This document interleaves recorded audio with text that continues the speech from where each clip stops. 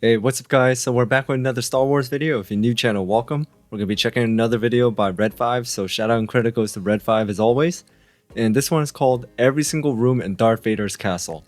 So this was a video I already had on my list, but however there was another one of my subscribers and viewers who requested me to check this out. So I was like, okay, you know what? Someone asked, so I decided to do it. Do a little bit earlier than what was already on my list, but now, Darth Vader's castle, for those of you who don't know, it's located in Mustafar, and I did read the comic of how he got the design of the castle from, I forgot his name. It was like one of the Sith Lords who builds things, and on top of that, I always did wonder what kind of rooms are in Darth Vader's castle? Like, what does he do in his free time and things like that? There's some movies and some scenes that we seen what kind of rooms he has. There was like a room with a Bacta tank, and there was another room like when he spoke to Dr. Krennic in Rogue One. It kind of looked like just a platform, and in the Obi-Wan series he had a throne room or some sort of office room or something like that. So I'm really curious to see what kind of rooms are in Darth Vader's castle, and I kind of wonder what was the source of information that Red5 got this information from. So without anything else, let's just jump right into it. Perched atop the scorched and molten landscape of Mustafar stands an obsidian palace known as Fortress Vader. A spiritual anchor for the sinister Darth Vader, this testament to the power of the dark side acts as a tuning fork in the Force. Designed by the ancient Sith Lord Momin, channeling the dark side energies of Mustafar's corrupted Force Nexus. Today we're exploring what lies within the obsidian walls of Fortress Vader and bringing you every single room inside Darth Vader's castle. This video is sponsored by Saber Council. Oh, that's right. I did take a look at this website, and it looks really cool, but I don't want to purchase any lightsabers yet or have anything on display until I get a place of my own.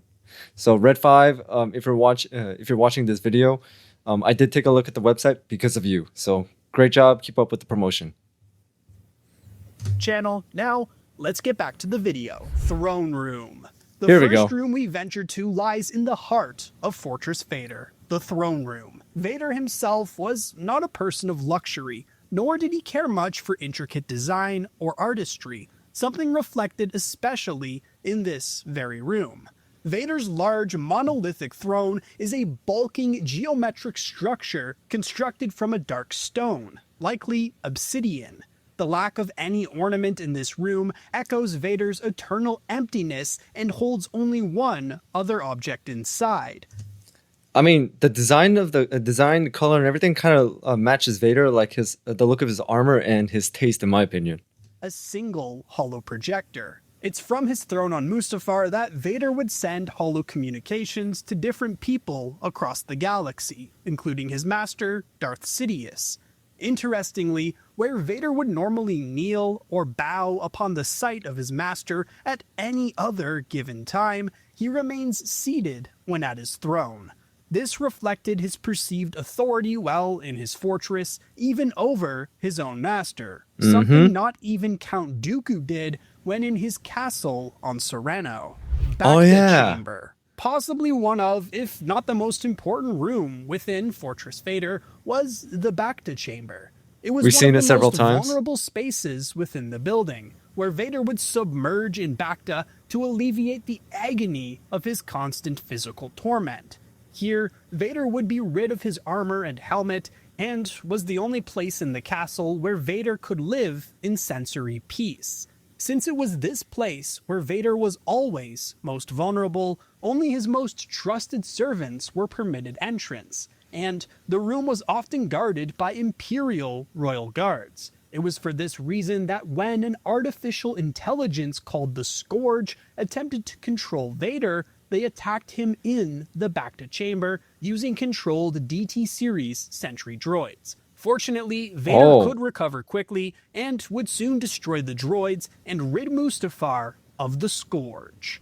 Meditation Chamber. Well, I didn't know about those droids or anything, but it would make sense because, you know, he has his armor off, the prosthetic limbs, so he would be very, very vulnerable, and it would take a moment to like reassemble everything and put the armor back on. So that is one of his most peaceful places. But however, that is also where he kind of keeps his guard down too.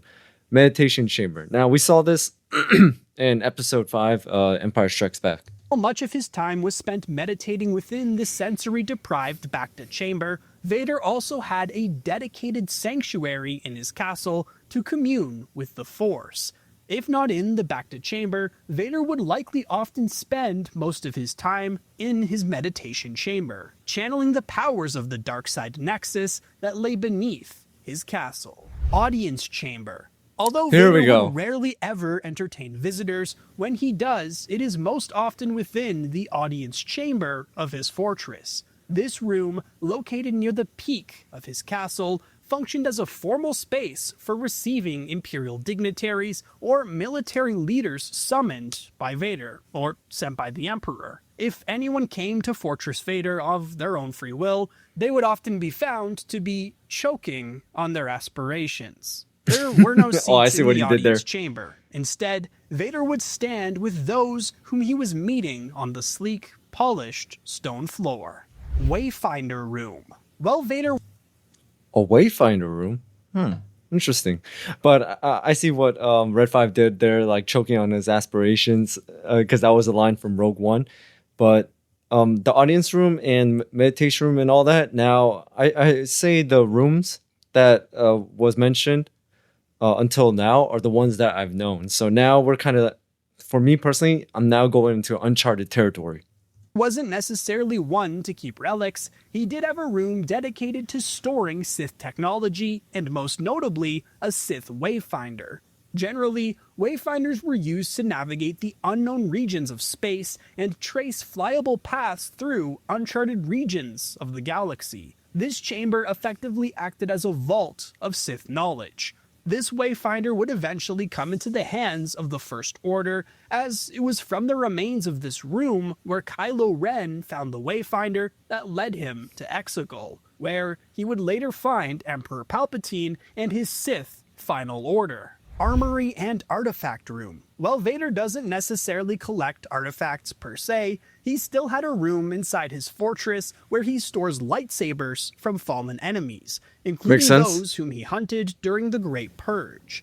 A trophy room. This place effectively acted as a trophy room, similar to the one found in Grievous's lair, while also containing other artifacts of interest from across the galaxy. It was a trophy room is like pretty much a must for like every powerful being.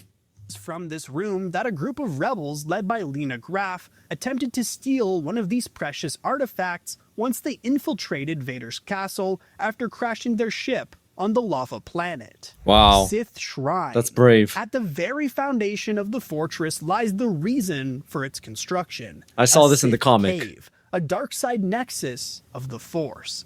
It was atop this cave that a shrine was built, which was made to be used as a gateway to the Force's most unnatural depths. With guidance from the ancient Sith Lord Momin, Vader attempted to use this shrine to pierce the veil of life and death. It was from this shrine that Vader attempted to bring Padme back from the dead. Adorned with Sith runes and made from massive black stone monoliths, it channeled the dark side energy from the cave below to create a mysterious portal. However, instead of finding his wife, Vader was betrayed by Momin, who used the portal to instead bring himself back from the dead, along with his dual lightsabers. Crippling Vader when he emerged from the portal, Momin fought the Dark Lord of the Sith to the death. Only, Vader was an opponent much stronger than Momin had expected, and he was eventually crushed by Vader's power. Or, more accurately, Vader crushed him with a giant monolith. The shrine ended up being destroyed in the process of the battle, along with Vader's hopes to ever see his wife again. By the way, if you guys haven't read that comic of Vader's, Vader, how he like built his castle and his interactions with Momin, I highly recommend it. It is great. Hangar Bay. Located at the Of course, base of Hangar Fortress Bay. Vader is the hangar bay where Vader's personal ships, including his own modified TIE Advanced X-1 fighter, are stored and maintained. This hangar also held the ships and vehicles for the personal garrison of lava troopers and stormtroopers stationed at the fortress. It was from this hangar bay that any visitors would first arrive, entering Vader's castle and be greeted by the surrounding lava flows and suffocating heat of the planet. Barracks and troop quarters. Though never explicitly mentioned, the presence of an Imperial garrison makes it reasonable to assume that a fortress of this magnitude contains barracks and troop quarters. Oh, I didn't know that. I didn't know there was an Imperial garrison here. I thought this was just, like a personal home. So it was just him and a few servants. That's it. These rooms would house stormtroopers, lava troopers, and officers responsible for the security and upkeep of the fortress, along with the possibility of housing security droids who would patrol the halls of the castle. Dungeon and detention cells. The Makes dungeon sense. complex, held in the deepest depths of the fortress, held prisoners for extended periods. Often, these cells would only hold people of special interest, including remnants of the Jedi Order or anyone important to the personal efforts of the Dark Lord himself. We saw that in Obi-Wan. Interrogation chambers. While Vader would conduct interrogations within the cells of certain prisoners, should better facilities be wait. required, Vader Oh, wait, no. That was not an Obi-Wan. I'm so sorry. That was the Fortress Inquisitor. The Inquisitor's fortress. I'm so sorry, guys. My bad. So disregard what I said. would use properly outfitted interrogation chambers where prisoners would be brought for questioning or punishment. These chambers would likely come equipped with torture droids, restraints, and observation panels. Control room or communications hub. Every Imperial facility required a centralized command center, and Fortress Vader is no exception. Coordinating internal systems, surveillance, and communications, the command center was staffed by trusted officers and allowed for direct contact to Vader himself. Security in Vader's castle was intense, with cameras constantly being analyzed. It was from the command center that Vader was alerted about rebel insurgents having broken into the castle and stealing artifacts.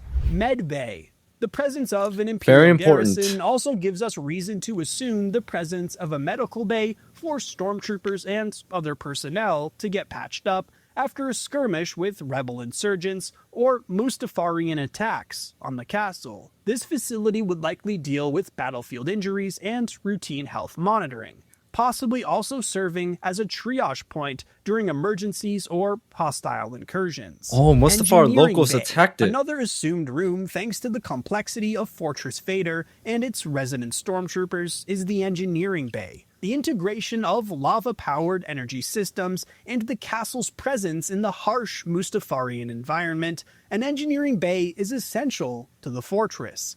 Here, any technicians present on the base can maintain power, environmental controls, and defensive systems. This area would also likely include droid repair stations for the fortress's resident DT series droids or K series droids. A place of intrigue and horror to most, with its vast room of artifacts and soldiers, Vader's castle now lies in ruin, some of its last relics lying in the hands of the First Order. Aside from the Sith Wayfinder, even Snoke's index finger ring got its black top from the obsidian catacombs of the famed Fortress Vader. Were there any rooms that we missed that should have been mentioned? Interesting. Let us know in the comments. Okay, so that I did not know at the end there about Snoke's ring, but also on top of that, I didn't know that the Vader's castle was gone. So I find that really interesting. But either way, most of it, like the first half of the video, I knew, the meditation chamber, throne room, the back of the tank, and all that. But I did not know there was an Imperial garrison stationed at the castle. I mean, it does make sense because then they would have control of Mustafar. But that was really cool to know. So the castle was pretty much just like a hybrid military base. So that was really cool to know. But either way, that was it. Every single room in Darth Vader's castle. Hope you guys enjoyed this video because I really did. I learned something new, If you guys have any other like information or fact about this video, like about Darth Vader's castle that was not mentioned, please put down in the comments below. Or if you have any other recommendations, please put down in the comments below. So that's all I got for today. So thank you guys for tuning in. Thank you guys for watching. Hit that notification bell so you know when I drop another video. And also shout out to all my members, subscribers, viewers. You guys are amazing. Thank you so much for your support, guys. I really do appreciate it. So without anything else, see you guys next time.